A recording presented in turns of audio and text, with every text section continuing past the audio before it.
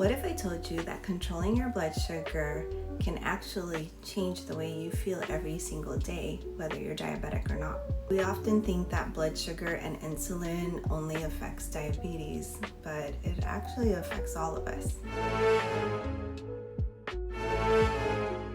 We often think that blood glucose or insulin levels apply to only diabetic people, but it actually affects all of us. From energy crashes to weight gain to cravings and to long-term health issues, blood sugar actually plays a huge role in all of us. Our blood sugar roller coaster actually plays a bigger role than we realize. So I decided to do an experiment and I bought the Keto Mojo.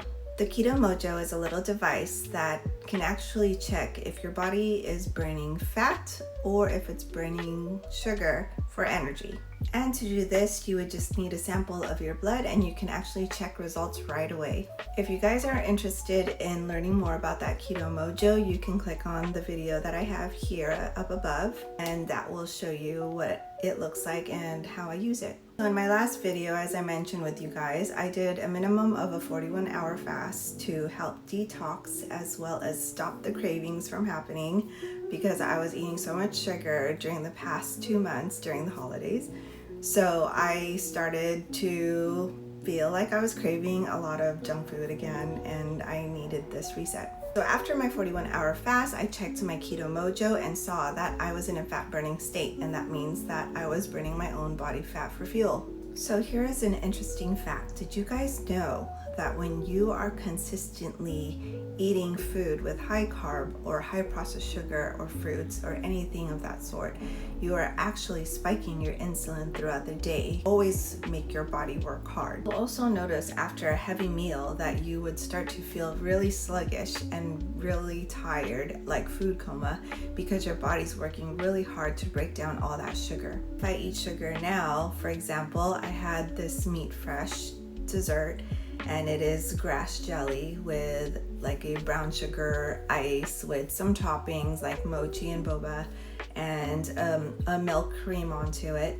And so obviously there's sugar into this dish, but what I've been doing is I would have like for example, pickle juice right before this dessert. That way my insulin won't spike very high. And then afterwards, I would take at least a 20-minute walk on my walking pad, or if I don't have that accessible, I would do something where I'm either moving my arms or, using my muscles, so that way it helps to burn the sugar that I just ate. Did you guys know that when your insulin spikes high all the time, it actually makes it difficult for you to lose weight because your body is dependent on those sugars for fuel? And 88% of Americans actually have metabolic dysfunction, even if they're not diabetic. Another way to help with insulin spike is having your fiber first. So whenever I am somewhere at a restaurant or if I'm at home, I would make a small dish of vegetables, whether it be like some slices of carrots or cucumbers, or if I'm at a restaurant, I will have a side salad first, and then I would have my protein and my carbohydrates, and lastly my sugar. The glucose goddess has mentioned that when you are eating your foods in order, you're actually reducing the spike of your insulin. Reduce the glucose spike of your meal by up to 75% by just changing the order of the foods in it, which means fewer cravings, less inflammation, less inching towards diabetes, etc. The correct order is vegetables first, proteins and fats second, and starches and sugars last. And the main reason this is so effective is because fiber, when it arrives first in your digestive system, fiber deploys itself onto the wall of your upper intestine, forming a protective, gooey mesh that stays there for a few hours. That mesh then prevents your body from absorbing too much glucose too quickly from any of the food coming down afterwards. I will actually do that with my daughter. I figured out that if I give her, let's say, the broccoli first, then the salmon, and then the sweet potato wedges, actually often she's so full she doesn't even eat that many of the sweet potato wedges, but if you serve them all together, the kids will automatically finish off those sweet potato wedges first, and sometimes they'll leave the salmon.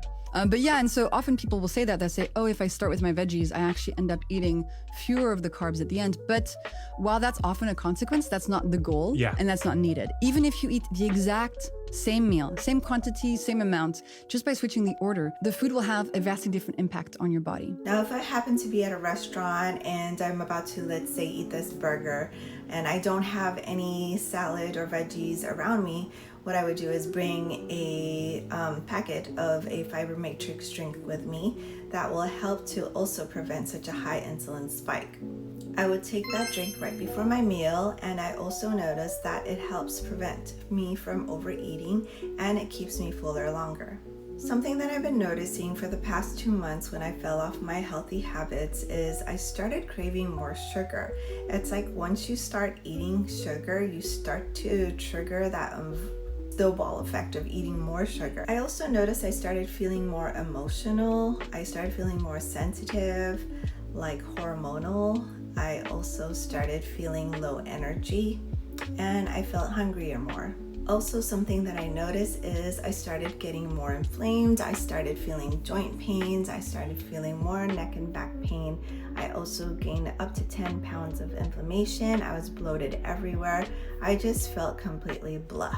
So even though I wasn't diabetic, I still felt a lot of these horrible symptoms, and I know a lot had to do with so many high spikes of insulin. So after I've done my 41-hour fast, I started eating a little bit more better. I wouldn't eat too much processed sugar. And if I did have something, then I would again do something of a apple cider vinegar before, or I would do fiber before, and I would do an activity after that dessert or treat. So if you decide that you wanted to have a little sweet treat, just make sure to have it after a meal, not alone, not after 2 to 3 hours, and also make sure you move your body. So now I want to hear from you guys. Have you guys experienced any blood sugar low crashes after a meal, aka food coma? Have you noticed that you have a craving after a meal, whether it be something sweet? Have you also noticed that when you have a heavy meal at dinner time, that the following morning when you wake up you feel super hungry, like you haven't ate the night before when you actually did have a huge meal? Let me know in the comments down below, what have you been feeling, as well as what are some of these hacks that you're gonna try to help with your insulin levels.